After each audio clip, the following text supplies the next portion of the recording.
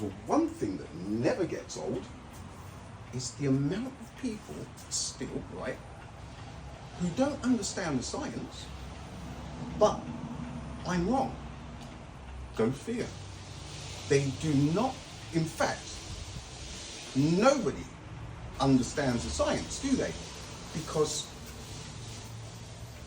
nobody seems to be worried, right, about this. Oh no, that wouldn't be a comment to make, really, because there are a lot of people are starting to see what I'm saying. But the amount of people that still say to me, you don't know what you're talking about. But I do know what I'm talking about, because I am explaining how the solar eclipse works with absolute light and with finite light. A second, I'm just going to put you on pause for a second while the other little things in my life pop up. Oh, mate. Right, sorted. Sorted. So, where were we? You don't know what you're talking about. I don't know what I'm talking about. I am explaining to you how finite light cannot be a thing, right? And I'm explaining to you why it couldn't work with the light delay and the 8 minutes and 20 and the 2.08 degrees. And I'm explaining to you as well that there is no light delay and that it has to be absolute light. There isn't anything I haven't covered about this solar eclipse. It is, what you see is what you get. It's that basic. So when people say to me that I don't know what I'm talking about, and I'm explaining how it works, but nobody can drop an explanation for how it works, a logical one. It isn't me who doesn't understand what I'm talking about. I fully understand what I'm talking about. That's why I'm here. It's obvious, it's common sense. This is the thing.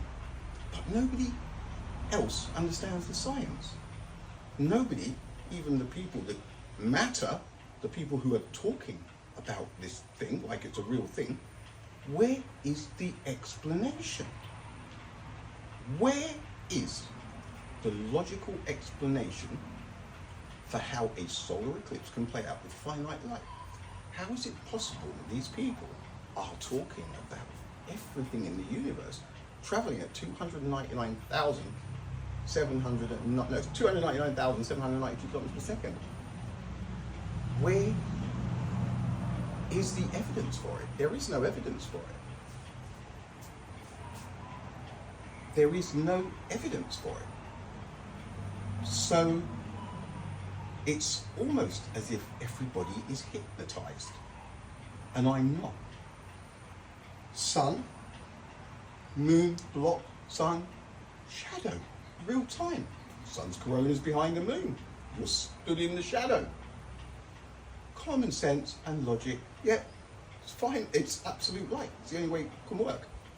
Now, where is it complicated? Remember the 1 + 1 = 2? People are not able to believe what is in front of their eyes. And that, ladies and gentlemen, is one of the biggest problems this planet has at the moment. This is a common sense test. Are you going to pass it or fail it? Are you going to believe? And this is another thing.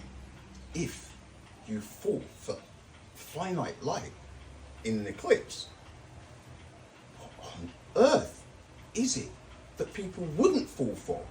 If you believe there is a light delay of 8 minutes and 20 seconds somewhere during a solar eclipse, I have to say you probably will believe absolutely anything. Anything that's thrown at you. Yes? No?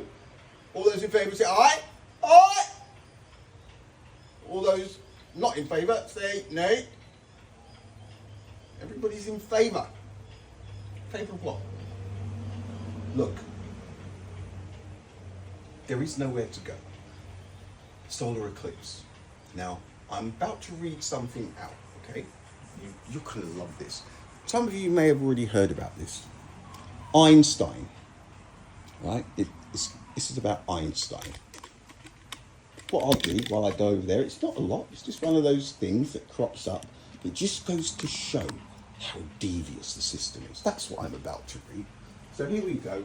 We have absolute light, and that's what would happen. Here we go. This is it, right here. Okay. So I'll take you guys over here, and you can peruse the solar eclipse, right? So we've got the torch. I was doing it with the sun earlier, but now it's a bit too late. And way down there, you have the moon and the sweet spot shadow you can see on planet Earth. See, anywhere where there's something comes in between that sun, look, there is no delay. I know people say, yeah, but it's in the shed. Doesn't matter that it's in the shed. 8 minutes and 20 seconds a delay. So, look, I'm not even going to do it. Let me just read the absurdity that is this, that claims about the eclipse. Listen to this, right? Listen to this. Right, here we go.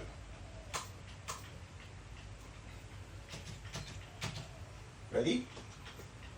A total solar eclipse proved Einstein's theory of general relativity by showing that a massive object like the sun can bend the path of light as predicted by his theory.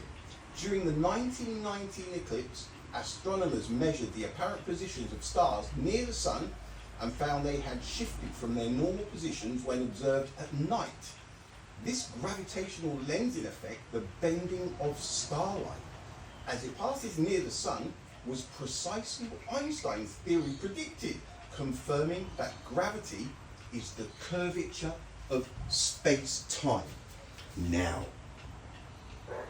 if I was on a bus, right, I would empty the bus of everybody in minutes few. What has, it's almost a solar eclipse. They have used a solar eclipse, right, and disguised it as evidence for gravitational lensing. Another absurdity. What? Do you know, if you look at any bulb, anything, right, and you put your finger just there, you see all the light kind of, you know, bends. That's all it is. It's ridiculous. Gravity doesn't bend light. How can it bend light? How can all of this stuff? Don't forget, it's all worked out at 299,792 kilometers per second. All of it. The whole shebang. It's all horseradish. That right there is one of the most pathetic attempts of trying to lead people down the wrong path. A solar eclipse. So they're looking at a solar eclipse as the moon is blocking the sun, right? And they're looking at stars that are close to the sun on the sides, and they reckon that it makes it look like that they've moved because the space-time curvature. A load of rubbish. It's rubbish. I guarantee you it's all rubbish. The whole thing, this whole relativity thing, right? And do you know how we know how? Because light is absolute. The solar eclipse proves that light is absolute. But they've got to make it look like it proves relativity. It's so ridiculous, right, that people must surely start to ask some questions, right? The lies are right in front of people's faces. And for those of you who don't think it is, the truth is in your not understanding how a solar eclipse can play out with finite light. Don't ever forget that. Every time somebody has a little dig at me saying, don't forget, I am still waiting for an explanation for how a solar eclipse can work with an 8-minute and 20-second light delay from the sun. It cannot work. It cannot work. So it proves that relativity is a thing. I don't think so. I don't think so. I'll call that one out as well. Calling all of them out. All of the astrophysicists talking about this stuff, right? They know so much about the stuff that is yonder. But the stuff here, it's like we can't see the flags on the moon. But they're detecting new molecules 23 billion light years away with the James Webb Space Telescope that just so happens to be cruising around the Lagrange point 2 that was discovered in 17 when? By Louis Lagrange. No power, no nothing.